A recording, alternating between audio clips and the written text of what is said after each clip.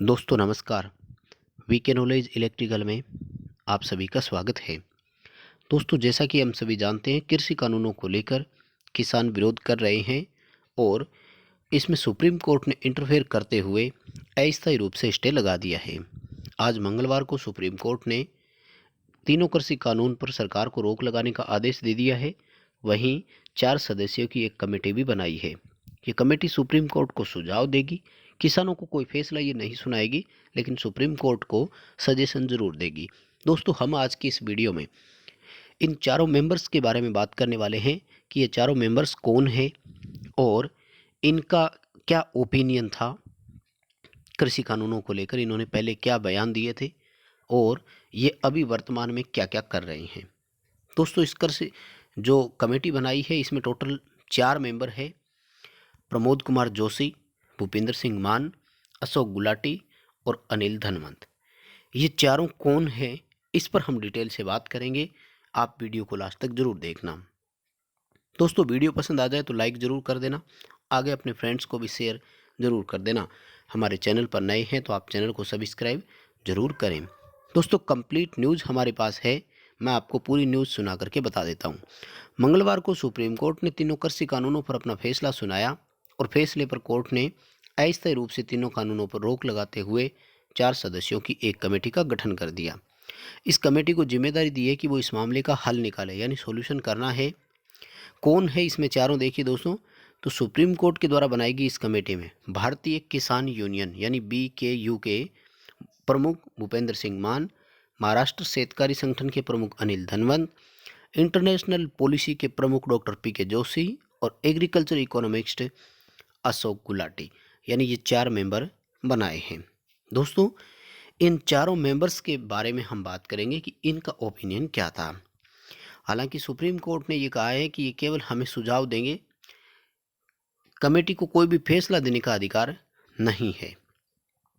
दोस्तों इन चारों के बैकग्राउंड के बारे में हम बात करेंगे कि ये चारों कौन है। तो चलिए सबसे पहले हम बात करते हैं अशोक गुलाटी के बारे में।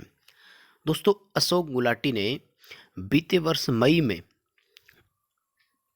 एक न्यूज़पेपर में लिखा था कि नरेंद्र मोदी सरकार देश की एग्री मार्केटिंग व्यवस्था में सुधार करने के लिए तारीफ की हकदार है। ये सुधार एग्री मार्केटिंग क्षेत्र में बड़े बदलाव के परिचायक हो सकते हैं। ये कृषि के लिए ठीक वैसे ही होंगे जैसे 1991 के आर्थिक सुधार थे। दोस्तों 1991 में आर्थिक सुधारों के लिए कृषि कानूनों में कई तरह के बदलाव किए गए थे, तो 19 से कंपैरिजन करते हुए इन्होंने एक तरह से सपोर्ट किया था। यानी ये अशोक गुलाटी जी वो है जो फार्म्स एक्ट को पहले से ही सपोर्ट करते आए हैं। अब ये इस पर क्या निष्कर्ष देते हैं सुप्रीम कोर्ट को, यानी बनाए गए कानून सही है या नहीं, यानी किसानों के फेवर में है या किसानों के अगेंस्ट में है, तो इस पर ये अपना क्या ओपिनियन देंगे हम इनके इस स्टेटमेंट से समझ सकते हैं। इतना ही नहीं दोस्तों, इन्होंने और भी कई न्यूज़पेपर्स में भी और जितने भी जैसे इंडियन एक्सप्रेस अखबार है उसमें भी इन्होंने लिखा था कि तर्क दिया था उन्होंने अपना कि किसानों को अपना प्रोडक्ट बेचने और ख़रीदारों को खरीदने और स्टोर करने के कई रास्ते खुलेंगे और आज़ादी मिलेगी और इससे एग्री मार्केटिंग में प्रतिस्पर्धा बढ़ेगी। यानी कुल मिलाकर के ये कृषि कानूनों पर पहले से ही सपोर्ट करते आए हैं या इनका फेवर करते आए हैं। ये कृषि कानून संशोधन को पहले से ही सही मानते आए हैं। और भी बड़ी डिटेल इनकी दोस्तों हमारे पास है, लेकिन हम इतनी ही करेंगे इसके बारे में बात। दूसरा लेते हैं दोस्तों, वो है PK जोशी, जिनके बारे में हम बात करेंगे। तो ये है कृषि नीति विशेषज्ञ और दक्षिण एशिया इंटरनेशनल खाद्य नीति अनुसंधान संस्थान के पूर्व डायरेक्टर है। दोस्तों ये 2014 में इन्होंने भी एक न्यूज़पेपर को अपना तर्क दिया था और इन्होंने बताया कि आर्थिक सर्वेक्षण में मंडी प्रणाली को ख़त्म करना, आवश्यक वस्तु संशोधन अधिनियम में संशोधन करने की सिफारिश की गई है। ऐसा करने से किसानों को बेहतर रिटर्न पाने, कृषि विविधीकरण को बढ़ावा देने में मदद करेगा, कम से कम उन राज्यों में जहां निजी बाजार पहले से ही विकसित है। यानी जो 2 कानून अभी है, एक तो आवश्यक वस्तु संशोधन अधिनियम वाला और एक वो मंडी प्रणाली वाला, तो इन दोनों को ये पीके जोशी जी भी पहले से सपोर्ट करते आए हैं। यानी यदि मैं सेकंड मेंबर के बारे में बात करूं तो ये भी कृषि कानूनों में हुए बदलाव का समर्थन करते आए हैं, या फिर मैं ये कहूं कि ये कृषि एक्ट फॉर्म एक्ट के सपोर्ट में है।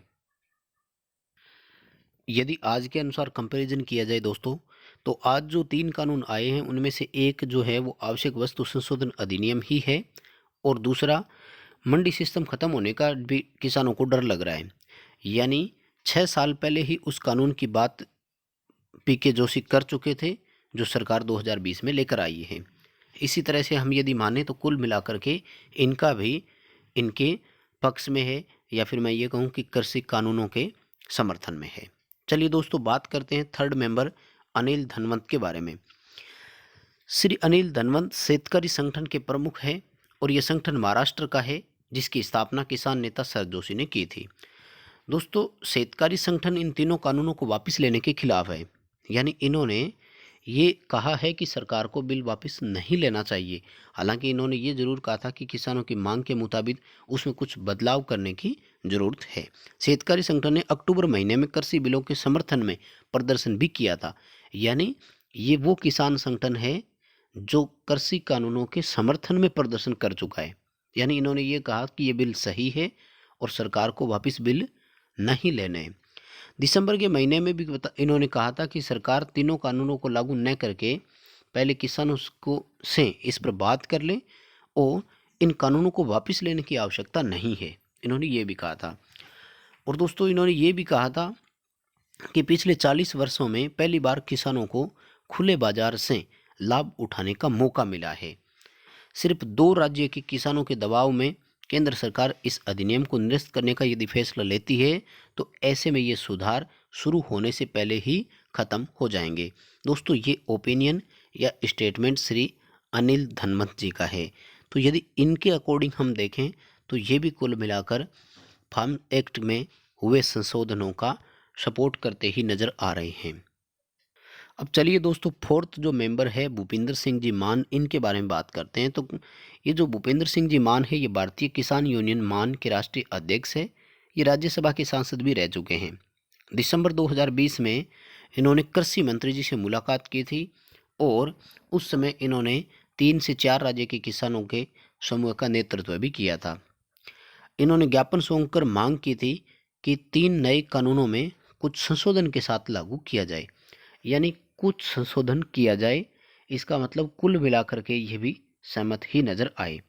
हालांकि इन्होंने एक न्यूज़पेपर को भी इंटरव्यू देते हुए बताया था कि ये रिफॉर्म कृषि को प्रतिस्पर्धा बनाने के लिए बेहद ज़रूरी है, लेकिन किसानों की सुरक्षा के लिए सुरक्षा उपाय और इसमें जो भी कमी है उसे ठीक करने की ज़रूरत है। साथ ही इन्होंने कहा था कि एमएसपी की गारंटी दी जाए, एमएसपी मिलेगी इस बात की गारंटी दी जाए, और यदि कम दाम में कोई खरीद करता है तो उसके खिलाफ सख्त कानूनी कार्यवाही हो। इसके पक्ष में ये मान साहब अपने को देखते हुए मिले थे। यानी दोस्तों, कुल मिलाकर के निष्कर्ष ये निकलता है कि जो इस कमेटी में चारों मेंबर्स बनाए गए हैं, ये पहले से ही कृषि कानूनों को सपोर्ट करते हुए नज़र आ रहे हैं। अब देखना ये है कि ये कमेटी सुप्रीम कोर्ट को क्या सजेशन देती है। साथियों, वीडियो पसंद आया है तो इसे लाइक ज़रूर करना, अपने फ्रेंड्स को आगे शेयर ज़रूर करें, और आप हमारे चैनल पर नए हैं तो चैनल को सब्सक्राइब ज़रूर करें।